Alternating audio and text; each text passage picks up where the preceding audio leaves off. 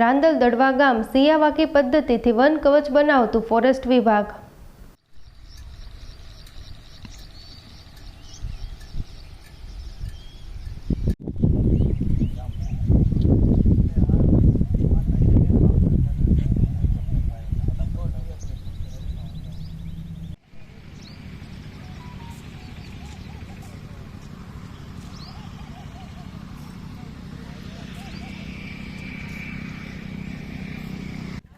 આવડાની છે કે બીજાની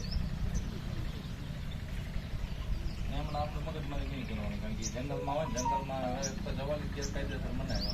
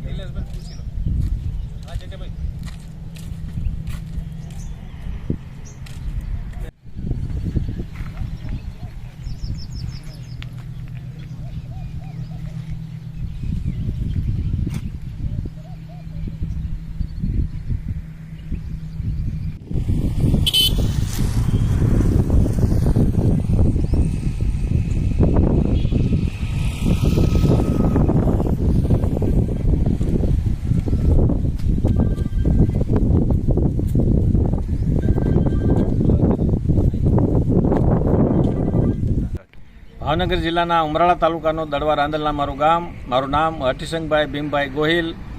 દડવા ગામ પંચાયત સરપંચ। ગુજરાત સરકારના વન વિભાગ અને ઉમરાળા રેન્જ દ્વારા, ફોરેસ્ટ વિભાગ રેન્જ દ્વારા અમને પ્રેરણા મળી અને સરકારશ્રીની યોજના મિયાવાકી એ પ્રોજેક્ટ દડવા ગામે શરૂ કરવા માટે અમારી પાસે વાત લઈને આવ્યા, ત્યારે આ વાતને અમે વધાવી લીધી અને આજે જેના પરિણામ રૂપે જ્યાં ગાંડા બાવળનું સામ્રાજ્ય હતું ત્યાં સરકાર દ્વારા જ્યારે આ અભિગમ વૃક્ષ ઉછેર માટેનો અભિગમ અપનાવવામાં આવ્યો છે, ત્યારે દરેક ગામના સરપંચોને પણ અમે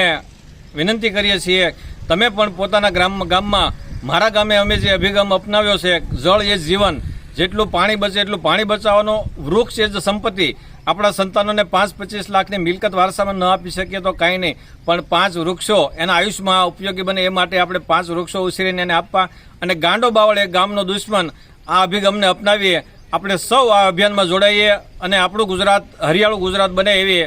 આશા નેમ સાથે આગળ વધીએ। સીવી ગોહિલ, વનપાલ ઉમરાળા। અમારા દ્વારા 2024-25માં દડવા ગામે વન કવચ સરકારશ્રીની વન વિભાગ દ્વારા જે એક યોજના ચાલે છે, જેમાં 10,000 વૃક્ષો વાવવાના હોય છે અને નાનું એવું ગાર્ડન કરવાનું હોય છે, જે અમે 2024-25માં કામ ચાલુ કર્યું હતું અને અત્યારે એને 1 વર્ષ જેવું થવા આવ્યું અને રિઝલ્ટ બહુ સારું છે અને ગામ પંચાયતનો પણ સાથ સહકાર અમને બહુ ખૂબ સારો મળ્યો છે અને આજુબાજુના ગામમાં પણ આવું મિની વન કવચ બનાવવામાં આવે અને વધારેમાં વધારે તાલુકાને લાભ મળે એવું વન વિભાગ દ્વારા પ્રયત્ન કરવામાં આવે છે।